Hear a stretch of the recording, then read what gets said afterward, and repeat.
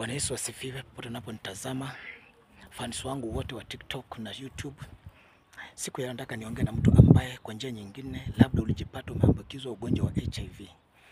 Na kwa kawaida mtu anapopatikana ugonjwa wa HIV, yeye huwa anatazama tu kifo au ni maisha tena. Lakini niko na habari njema juu ya maisha yako siku ya leo. Wewe ambaye uko HIV positive, wewe ambaye ama ugonjwa ambao unajulikana kama ugonjwa sugu, ugonjwa wa ukimwi ama ugonjwa wa kansa. Nataka uamini na mimi siku ya leo ya kwamba Mungu anaweza kukuponya.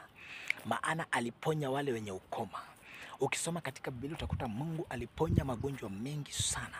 Kwa hivyo nataka siku ya leo na hii dakika, nataka nikuombea mahali ulipo. Popote ulipo nataka uamini tu. Na ninapomaliza kuomba, enda hospitalini uende upimwe. In the mighty name of Jesus.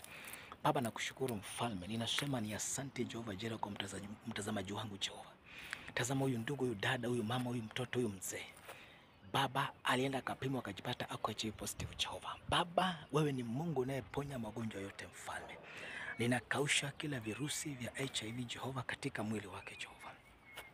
Ninakausha kila virusi vya HIV katika mwili wake mfalme. Baba, ninakausha magonjwa sugu ya kansa Jehova Jireh katika mwili wake mfalme. Hakapokea uponyaji kila sehemu yote ambayo alipo katika taifa hili mfalme. Ninatuma uponyaji kila sehemu yote mfalme. Kama uko hospitalini, kama uko nyumbani Jehova, ninaachilia uponyaji. Naachilia uponyaji in the mighty name of Jesus Christ. Hakapokea uponyaji Jehova. Wacha wakajua kwamba mfalme wewe ni Mungu mponyaji, wewe ni Mungu unayetenda mambo makubwa Jehova. Ninakutukuza Baba, ninakuabudu nikisema unaweza.